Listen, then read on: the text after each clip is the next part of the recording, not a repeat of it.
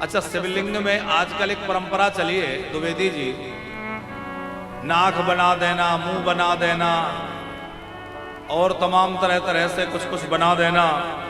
मिट्टी के शिवलिंग बनाए पर उनका विविध प्रकार से श्रृंगार करें, वो तो अच्छा है, पर उनको नाक मुंह बना देना ये समीचीन नहीं है, नहीं बनाना चाहिए, अपराध है। शिवलिंग की पूजा है तो पर शिवलिंग निराकार रूप में शिव पूजा उसी तरह से होना चाहिए।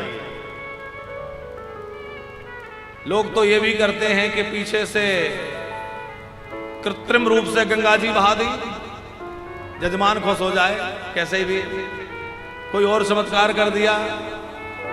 एक जगह हमने देखा कहीं रुद्राभिषेक हो रहा था, वो भगत हमें ले गए, वहां हमने देखा शिव जी को पीछे से वो जो ड्रिप चढ़ती है ना, तो डॉक्टर लोग ड्रिप लगाते हैं, उसके कोई पाइप लेकर के पीछे से लगा दिया, गंगा जी बह रही।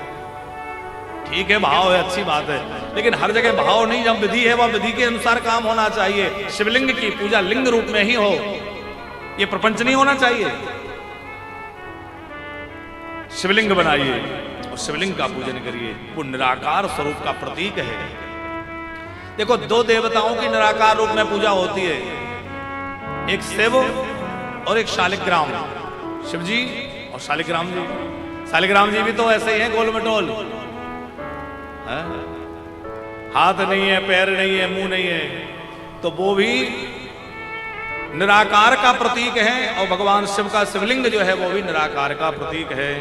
ऋषियों ने पूछा कि शिवलिंग की पूजा का कब से प्रारंभ हुआ, सबसे पहले शिवलिंग की पूजा कहां हुई, किसने की, कैसे हुई, उसका वृतांत सुनाइए।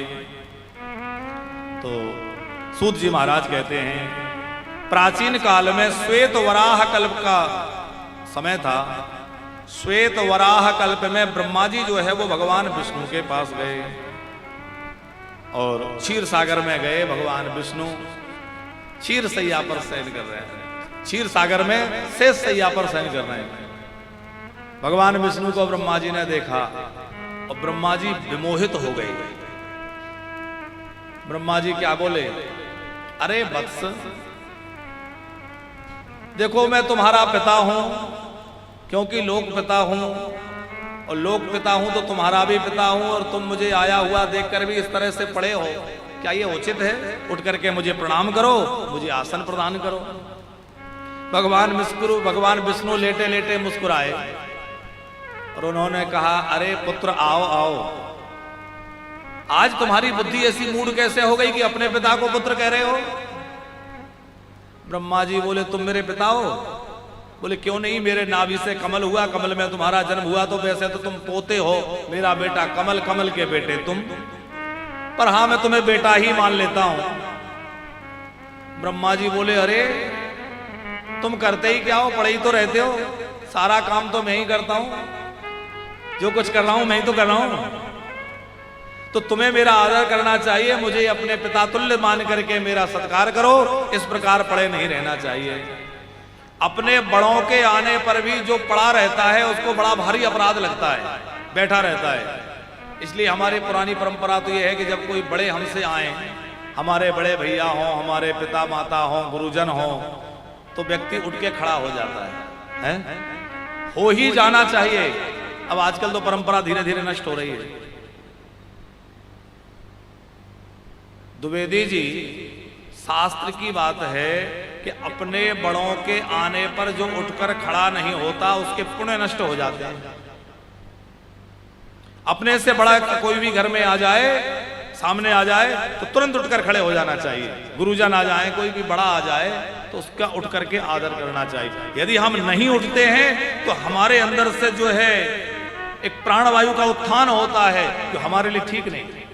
हम तो शरीर से नहीं उठे, पर वो अंदर से प्रेरणा हो रही उठने की, तो वो ठीक नहीं है। इसलिए हमें उठ करके अभिवादन करना चाहिए। अभिवादन शीलस्य, अभिवादन करने वाले व्यक्ति को चार चीजें सहज में मिल जाती हैं। आयुर्विद्या यशो बलम, जो बड़ों का आदर करता है उसकी आयु की वृद्धि होती है। जो बड़ों का आदर करता है उसके अंदर विद्या की वृद्धि होती है। जो बड़ों का आदर करता है उसका यश बढ़ता है और उसका बल बढ़ता है। इसलिए बड़ों का सत्कार सदा सर्वदा करना चाहिए। आजकल बड़ों का आदर घरों में वैसा रहा नहीं जैसा होना चाहिए है? बड़ों का आदर करना सीखिए। कभी भी ऐसा पैर रख करके नहीं बैठना चाहिए कि हमारे घर के बड़े हमारे चरण के तलवे को देख पाएं। यह भी शास्त्र में लिखा है। हमारे पैर का जो तलवा है वो गुरुजनों को ना देखे। कई बार तो लोग व्यासपीठ के सामने भी ऐसी पैर फैला के बैठते हैं कि चरण का दर्शन करते रहो है। अब वो एक अलग बात है कि घुटने में तकलीफ है कि कोई बात ऐसी है तो लोग मजबूरी में भी कर लेते हैं, पर नहीं करना चाहिए। दाएं बाएं कर लो, कभी करना भी पड़ जाए ऐसा, लेकिन पुराण की ओर, व्यासपीठ की ओर कभी पैर फैला के मत बैठा करो, बड़ा भारी अपराध लगता है। हमारे चरण का जो तलवा है वो हमारे ज्येष्ठ श्रेष्ठ को दिखाई नहीं देना चाहिए, नहीं तो हमारे पुण्य नष्ट हो जाते हैं, सुकृत नष्ट हो जाते हैं।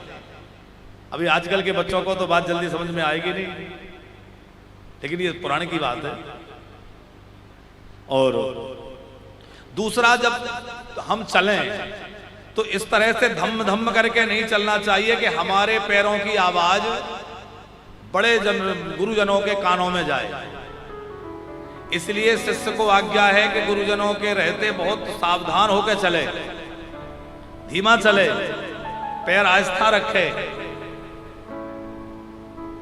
ऋषियों में, साधुओं में एक परंपरा है द्विवेदी जी कि जब तक शिष्य के गुरुजी रहते हैं शरीर से, तो शरीर से गुरुजी विराजमान रहते हैं, तब तक शिष्य जो है खड़ाऊ नहीं पहनते। क्यों? बोले खड़ाऊ पहनेंगे तो चटपट चटपट हो गए, गुरुजी के कानों में आवाज जाएगी तो शिष्य को अपराध लगेगा। इसलिए शिष्य जब तक गुरुजी रहते हैं तब तक खड़ाऊ नहीं पहनते। अब आजकल तो परंपरा धीरे धीरे कम हो रही है। तो बड़ों का आदर बड़ा